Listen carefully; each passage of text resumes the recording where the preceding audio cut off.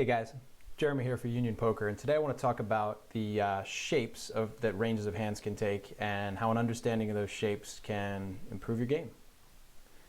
So the first shape we're going to talk about is a polarized range shape, and that's where a player has a range that contains a lot of weak hands and a lot of strong hands, but very few medium strength hands. Now you're often going to see a polarized range shape in two places. The first place is pre-flop, when one player is bet and another player raises, so three bets. The three better is often going to have aces, kings, ace, king, the very strong hands, and will often have some weaker hands that are bluffs, like suited connectors or ace five suited, those sorts of hands. But they're very rarely going to have a hand in the middle, like pocket nines or jack 10 suited, kind of those medium strength hands will typically call rather than three bet pre-flop. Post-flop, if one player has bet and another raises, it's another spot where you're going to see a polarized range shape out of the raiser. They may have a draw as kind of the weak part of their range. They may have two pair or better, the set, etc. But it's very rare that you're going to see somebody raise post-flop with top pair, no kicker, or middle pair with a good kicker, those kind of medium strength type hands. So polarized range shape can be attacked if you're the aggressor by making small, frequent bets, right? If you make a tiny bet, you can get the weak component of that range to fold. The strong component of that range doesn't benefit from you bloating the pot with a larger size.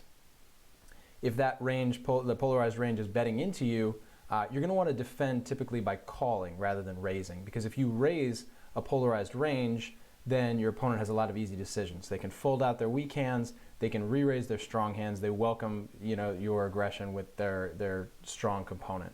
So you want to just call, you want to keep their weak hands in their range and force them to reconstruct that range on a future street where you can continue to take advantage of it. So the second range shape I want to talk about is a depolarized range shape. This is the opposite of the polarized range shape. Some people will refer to this as a merged range shape, although there's a little bit of a discrepancy as to whether a merged range shape has strong hands as well as medium, or whether it's just medium. So I like to keep it clean and call this a depolarized range shape, where it's almost completely comprised of medium strength hands. Now you're typically going to see a depolarized range shape from someone who has called, right? So if you're facing a bet, you're typically going to call with your medium strength hands. You're either going to fold your weak hands or raise them as a bluff. You're typically going to raise most of your strong hands for value. So if you're calling a bet, you're typically doing that with a bunch of medium strength hands.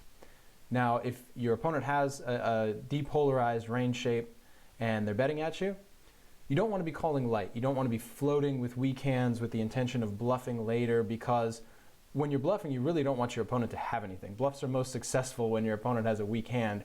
As you can see in the depolarized range shape, they don't really have weak hands in their range. They have a bunch of medium hands. They're probably going to continue to bet.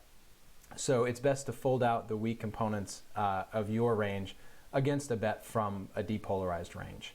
When you're betting into a depolarized range, or if you decide to raise it rather than call it, if they're betting at you, you want to be betting and raising large, and you want to be using a polarized range shape yourself.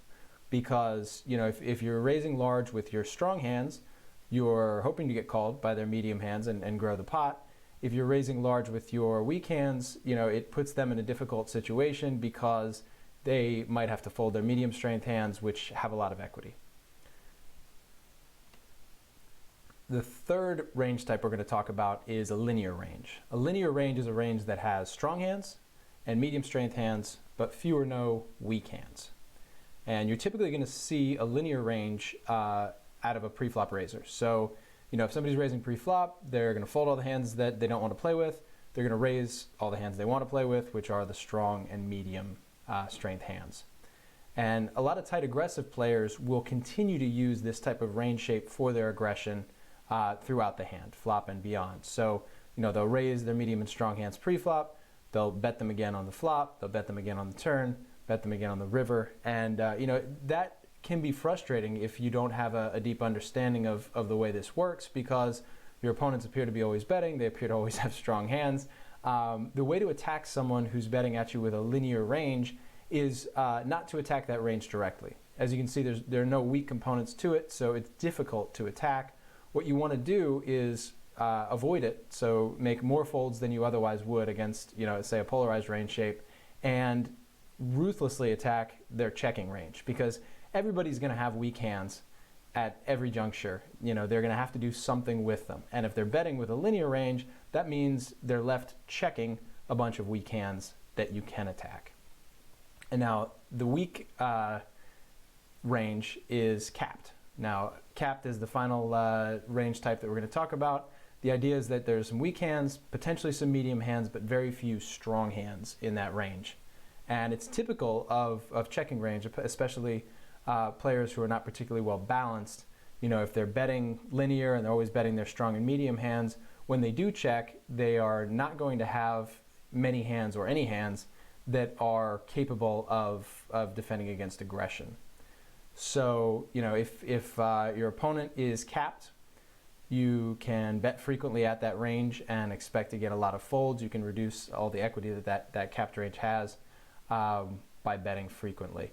The other spot where you might see a capped range is, if you have a specific situation where a player would take an aggressive action with pretty much all of their strong hands and they choose a passive action. So if you have like a wet board and your opponent checks it to you, it's possible that they have a draw and they just don't want to play the draw aggressively, but it's very unlikely that they have like two pair or better, because they'd want to be getting value with their strong hands and also preventing you from realizing your equity if you have a bunch of draws. So if it's a really wet flop and they check it to you, odds are that they don't have an overpair, two pair set, things like that. They could very well be capped.